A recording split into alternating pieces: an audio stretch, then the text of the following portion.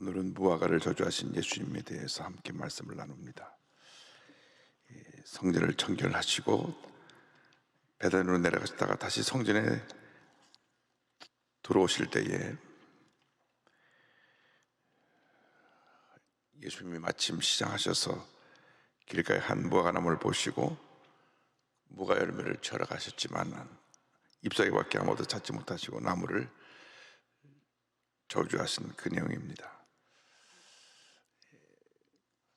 신앙생활을 할 때 신앙의 열매가 없는 것이 문제입니다. 교회를 다니는데 교회에서는 크리스찬 같은데 교회 밖에서는 전혀 크리스찬 같지 못한 모습으로 사는 것이 문제입니다. 우리가 예수를 믿고 나서 어린아이가 태어나 자라듯이 우리 믿음이 성장하여서 영적으로 성숙한 그리스도인으로 변화되어야 합니다. 오늘날 우리 그리스도인들의 문제가 바로 여기 있습니다. 입으로는 예수를 믿는다 하지만 영적으로 성숙하지 못해서 그 생활 속에 열매가 없는 것입니다. 예수님께서 무화과나무 사건을 통해서 열매 없는 신앙에 대하여서 책망하신 것을 함께 말씀을 살펴보기 원합니다. 열매 없는 신앙의 모습을 18절 19절을 이렇게 설명합니다.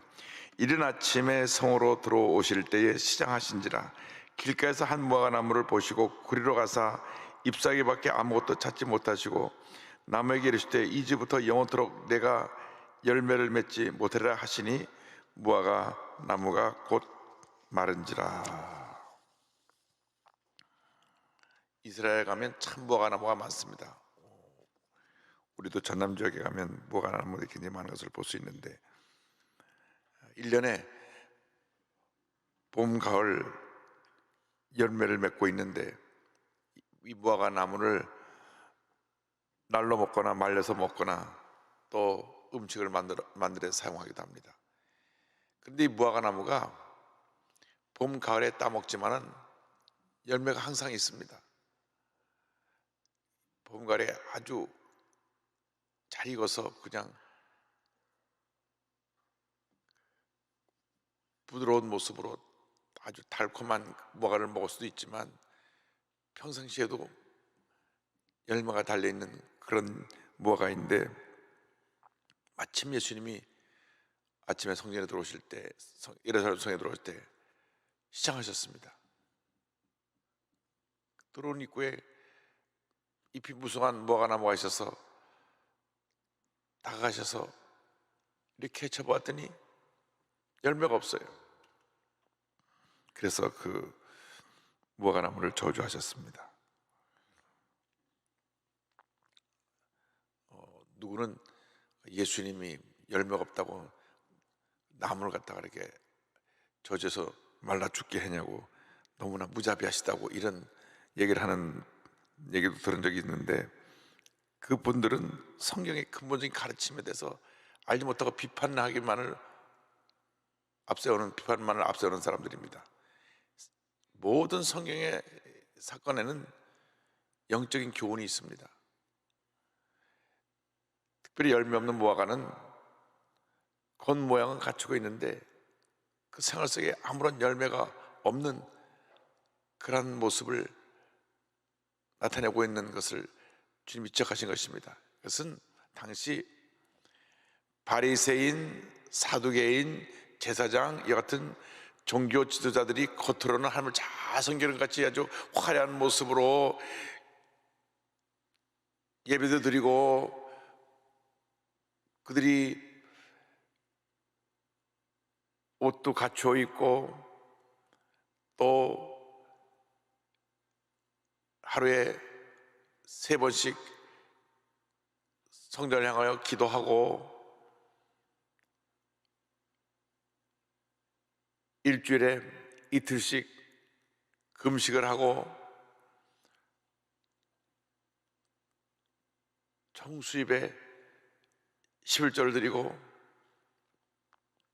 겉으로 보기에는 풍성했는데 그 신앙의 핵심 속에 주님을 사랑하는 모습, 주님을 향한 신앙의 참 열매가 없었습니다. 그래서 예수님이 이 무화과 나무를 들어서 그들을 꾸짖으신 것입니다. 이것은 비록 바리새인, 사두개인, 제사장들의 이야기가 뿐만이 아닙니다. 이것은 오늘날 예수를 믿는 사람들 가운데 특별히 교회 직분자들에게 경고하신 내용이 큽니다. 교회를 오래 다녀서 교회 모든 내용을 다 잘 알고 예배 형식도 알고 교회 여러 분야에서 봉사하고 있는데 신앙에 열매가 없는 겁니다. 다시 말하면 그 마음에 주문량한 기쁨이 없습니다. 감사가 없습니다. 첫사랑의 감격을 잃어버리고 교회만 왔다 갔다 하다 보니까 알게 모르게 비판적이 되고 부정적이 되고 아무것도 안 했는데 원망과 불평을 하고 남의 잘못과 문제만 척하는 그런 삶을 살아가게 되기 때문에 모든 교회 문제가 바로 거기 있습니다. 또 성도들도 마찬가지입니다. 교회 안에서 크리스찬인데 밖에 나가서는 세상 사람과 똑같이 사는 것이 문제입니다. 똑같이 거짓말하고 똑같이 욕하고 똑같이 싸우고 똑같이 법을 어기고 남을 비난하고 짓밟으려하고 이것이 문제입니다. 아무리 교회를 오래 다녀도 삶이 변화되지 않고 열매가 없는 사람들은 주님 앞에 책망을 받을 것입니다. 참된 신앙인들은 그 삶 속에 열매가 맺혀져야 합니다. 이름뿐인 크리스찬이 아니라 실제로 주님의 영광에 나타나는 그러한 삶을 살아야 합니다. 요한복음 15장 8절입니다. 너희가 열매를 많이 맺으면 내 아버지께서 영광을 받으실 것이요 너희는 내 제자가 되리라.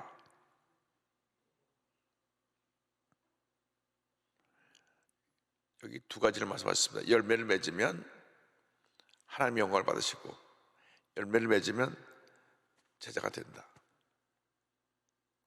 과연 우리가 하나님께 영광 돌리는 삶을 살아가고 있느냐? 과연 우리는 제자의 길을 가고 있느냐?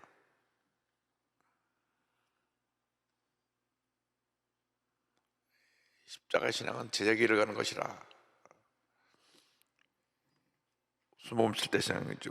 지금 온라인에 올려놨는데 그 첫째 강의가 그 내용입니다. 예수님의 삶이 십자가의 삶이고 제자 삶이 십자가의 삶이다. 오래전 얘기지만은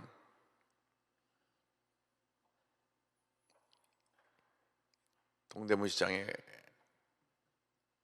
옷가게를 하는 분이 있는데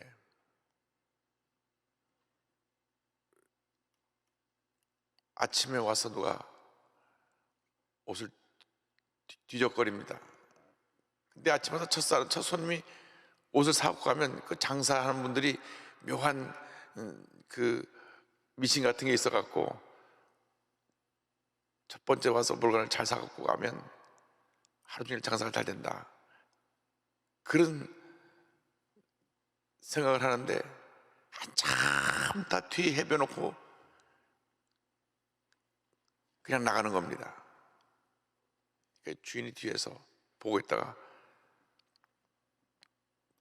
아침부터 재수없게 와서 옷만 뒤져놓고 간다고 좀 욕을 했어요. 근데 이분도 귀가 또 좋아요. 나가다 말고 도로 들어와서 너 당신 나한테 뭐라 그랬어? 아 그래가지고 아침부터 싸움이 붙었습니다. 소리를 지르고 욕을 하고.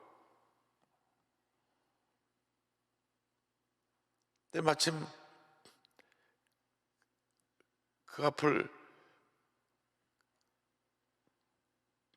교인이 지나가다 보니까 그 가게 주인이 교회 집사님인데 소리를 지르고 싸우고 있어요. 그래서 싸움을 말리려고 들어갑니다. 집사님 무슨 일이세요? 그러니까 아침부터 소리 지르고 싸우던 것을 교인한테 보여주니까 너무나 부끄러웠습니다. 그래서 아무것도 아니라고. 그랬더니 같이 욕을 하면서 싸우던 사람이 교회 다니시냐고. 집사님이시냐고. 나도 교회 집사라고.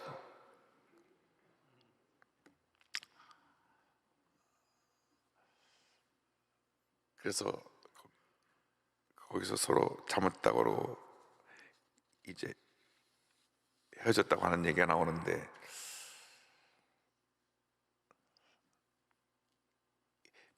그 아침에 싸운 그 사람들 얘기뿐 아니라 우리들이 그럴 겁니다. 우리들이 교회에서 신앙생활하는 것, 집에서 신앙생활하는 것, 직장에서 신앙생활하는 것, 사업장에서 신앙생활하는 것 다 똑같아야 되는데, 이것이 다를 경우에 그것이 바로 열매 없는 삶이라는 것입니다. 요즘 어저께 뉴스를 보니까 코로나로 인해서 집에만 있다 보니까 가정폭력이 몇십 퍼센트 늘어났답니다.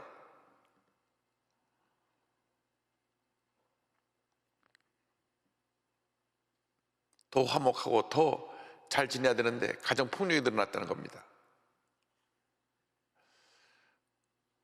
만약 크리스찬들이 그런 모습이 있다면 철저하게 회개하고 돌이켜야 합니다.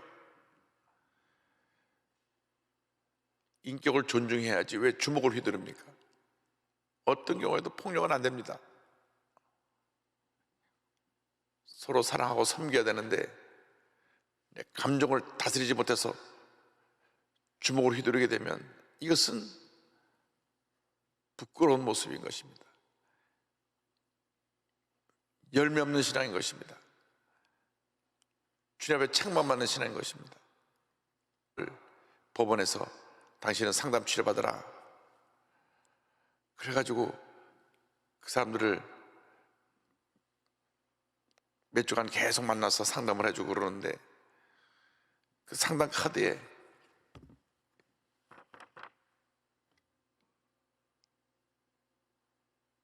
종교를 적도록 되어 있다는 게, 종교를. 근데 그 상담 카드 전체 내용을 보면은 그 퍼센트가 한국 종교 분포랑 똑같다는 거예요.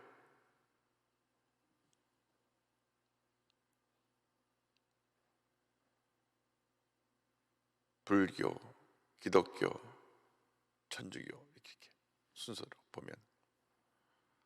그러면서 그 교수님 하신 말씀이 참 부끄럽다. 기독교인이 전 인구의 20%라는 건 좋은데 왜 폭력해서 상담받는 거기도 20%냐? 거기는 사실은 0%가 되든지 퍼센트가 1, 2%가 되는 게 맞지, 어떻게 똑같이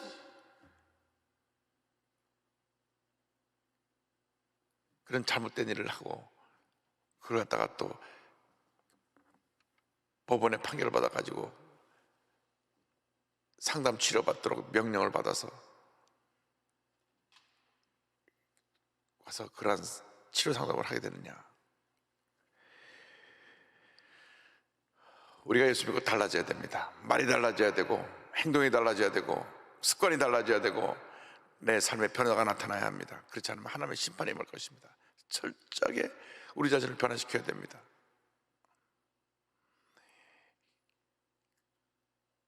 예루살렘 성에 들어가시다가 길가에 있는 모가나무를 봤다는 것은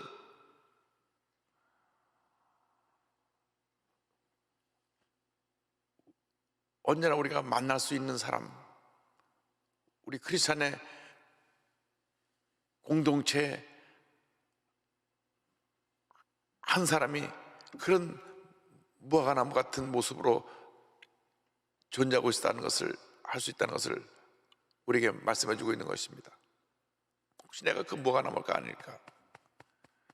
교회를 20년 다녔는데 30년 다녔는데 생활은 엉망진창이고 집에서는 0점짜리 아버지고 0점짜리 엄마고 0점짜리 자녀고 직장에서는 사람들이 다 고개를 돌리고 사업장에서는 못된 주인이라고 그러고, 그렇다면 우리는 이 열매 없는 무화과가 다를 것이 없는 겁니다. 예수 믿는 사람이 교회에서 하나님께 영 돌리고 주님 앞에 인정받는 모습 그대로 세상에서도 존경받고 인정받는 모습이 될 때 이 세상이 변화되고 아름다워지는 것입니다. 우리는 결심해야 됩니다. 주님, 내 모습이 날마다 달라지게 하여 주시옵소서.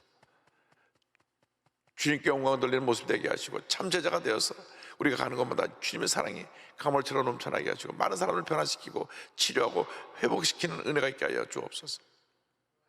우리가 열매 없는 신앙의 모습으로 나가서 함부로 살다가 주님의 영광 가리는 일이 없게 하여 주옵소서. 손가락질 당하는 일이 없게 하여 주옵소서. 우리가 열매 없는 무화과 같은 모습이 되었기 때문에 신천지가 들어와서 열매 없는 무화과를 다 탈취해 간 것입니다.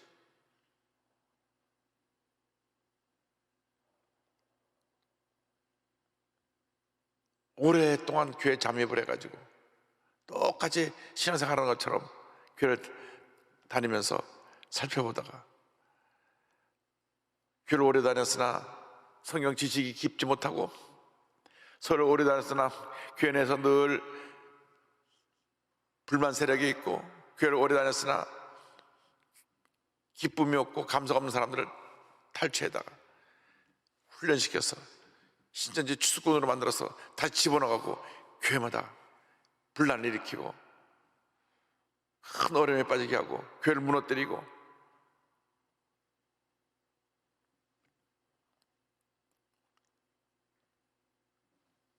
신천지가 탄생한 지 얼마 되지 않아서 막강한 교세를 전하고 30만, 40만 이것은 우리에게 경고의 메시지와 같은 것입니다. 열매 없는 무화과 신앙에서 회개하고 다시 열매를 맺으라는 것입니다. 그래야 교회가 교회의 본 모습을 회복하고 성도들이 신앙 열정을 회복해서 다시는 이단 사살에 빠지지 않냐고 교회가 날마다 부흥하고 성장하는 놀라운 역사가 임하게 되는 것입니다. 주님의 심판에 대해서 19절은 말씀합니다. 나무에게 이르시되 이제부터 영원토록 내가 열매를 맺지 못하리라 하시니 무화과 나무가 곧 마른지라. 하나님의 엄중한 심판이 있을 것을 말씀합니다. 예외 없이 우리 모두에게 엄중한 심판이 날이 다가옵니다. 그때가 어느 때인지 아무도 모릅니다. 예외 없이 모두가 주님 앞에 서게 될 터인데 우리가 일상에서 했던 모든 말과 행동이 하나님 앞에 서게 될 때 쫙 파노라마처럼 펼쳐 지나가게 될 것입니다. 주님이 뜻하시면 지금 당장 그 시간이 우리에게 다가올 수도 있습니다. 성경을 보면 이미 도끼가 나무 뿌리에 놓였다고 말씀합니다. 누가복음 3장 9절입니다. 이미 도끼가 나무 뿌리에 놓였으니 좋은 열매 맺지 아니하는 나무마다 찍혀 불에 던져지리라. 심판이 임박했다고 하는 것입니다. 즉시 회개하러 가는 것입니다. 회개하지 않는 나무는 찍어서 심판의 불에 던져져 영원한 지옥 형벌을 받게 될 것입니다. 심판의 날이 이르기 전에 회개해야 합니다. 회개에 합당한 열매를 맺어야 됩니다. 이 코로나19를 통과하면서 우리 철저하게 우리의 습관적이고 형식적이고 부정적이고 비판적이고 잘못된 그런 열매 없는 뭐 같은 나무의 모습에서 회개하고 풍성한 열매를 맺는 주님의 일꾼으로 변화되어야 합니다. 우리의 삶은 유한합니다. 짧게 우리의 인생이 지나가는 것입니다. 우리가 주 앞에 설 때에 어떤 모습으로 서게 될 것인가 늘 자신을 살펴볼 수 있게 되길 바랍니다. 요한복음 15장 2절입니다. 물론 내게 붙어있어 열매를 맺지 아니하는 가지는 아버지께서 그것을 제거해 버리시고 물론 열매를 맺는 가지는 더 열매를 맺게 하려 하여 그것을 깨끗하게 하시느니라. 우리가 열매를 맺지 못해서 주님 앞에 심판을 받는 자 한 사람도 없게 하여 주시고 열매를 맺는 나무가 되어서 더 많이 열매를 맺어 주님께 영광 돌릴 수 있게 하여 주시옵소서. 근데 이 열매를 맺는 것과 믿음의 역사와 관계가 있습니다. 믿음의 역사에 대해서 그 뒤에 마태복음 21장 21절 20절은 설명합니다. 예수께서 대답하여 이르시되 내가 진실로 너희에게 이르노니 만일 너희가 믿음이 있고 의심하지 아니하면 이 무화과 나무에 된 이런 일만 할 뿐 아니라 이 산더러 들려 바다에 던지라 하여도 될 것이요 너희가 기도할 때 무엇이든지 믿고 구하는 것은 다 받으리라. 열매 없는 무화과나무를 저주하신 후에 그 다음 믿음의 역사를 말씀하십니다. 우리가 열매 맺지 못하는 우리의 삶을 변화시키는 능력이 바로 우리의 믿음 생활에 있습니다. 절대 긍정의 믿음이 우리의 삶을 바꿔놓습니다. 하나님은 언제나 믿음의 사람과 함께 일하십니다. 철저하게 부정적인 DNA를 갖고 있기 때문에 절대 긍정의 믿음으로 바꿔야 우리가 열매 맺는 삶을 살 수 있고 하나님께 인정받는 삶을 살 수 있고 하나님께 영도하는 삶을 살 수 있는 것입니다. 하나님은 그 믿음을 보고 일하시는데 이렇게 온라인 예배를 통해서 대부분의 성도들이 집에서 예배를 하는 이때에 믿음을 다시 견고히 해야 됩니다. 하나님께 인정받는 믿음이 되어야 합니다.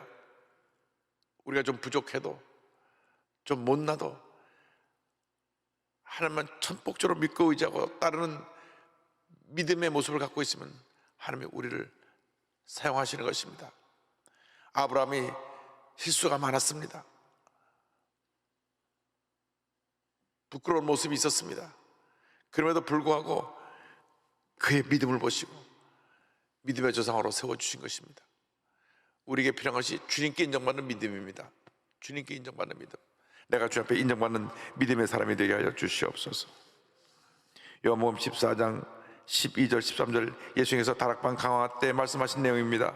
내가 진실로 너에게 이르노니 나를 믿는 자는 내가 하는 일을 그도 할 것이요 또한 그보다 큰 일도 하리니 이는 내가 아버지께로 감이라. 너희가 내 이름으로 무엇을 구하든지 내가 행하리니 이는 아버지로 하여금 아들로 말미암아 영광을 받으시게 하려 함이라.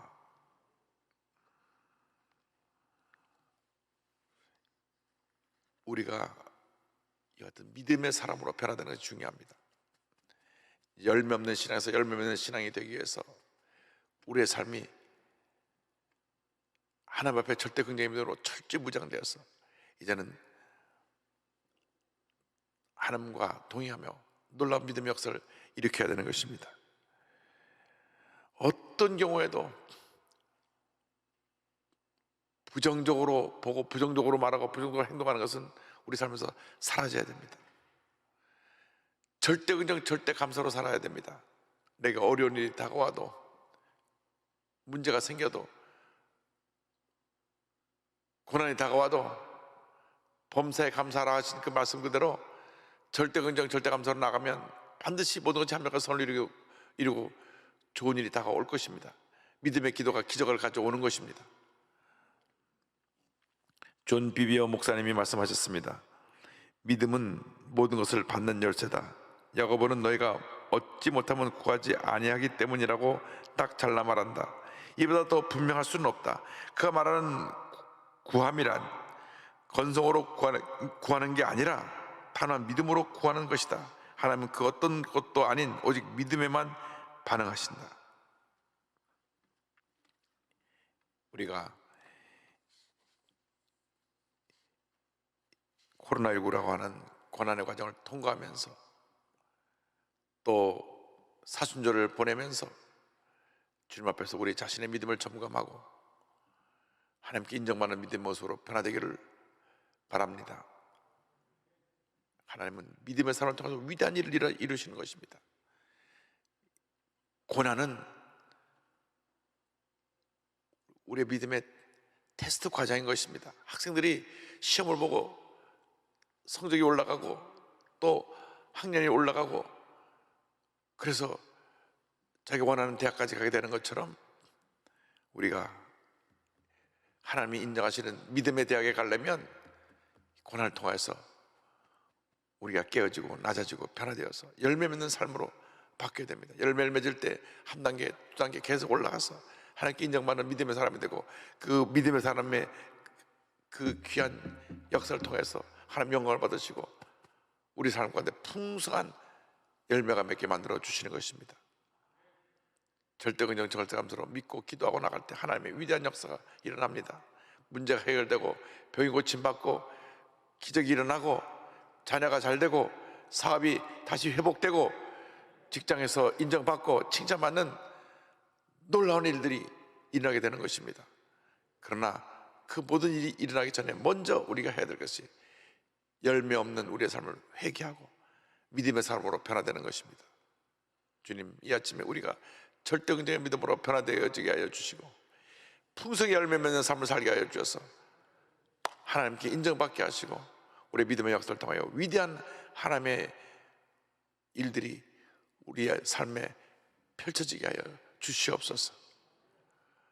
여러분 모두가 열매 맺는 신앙이 되어서 하나님께 인정받고 하나님의 큰 복을 받으시기를 주님의 이름으로 축원합니다.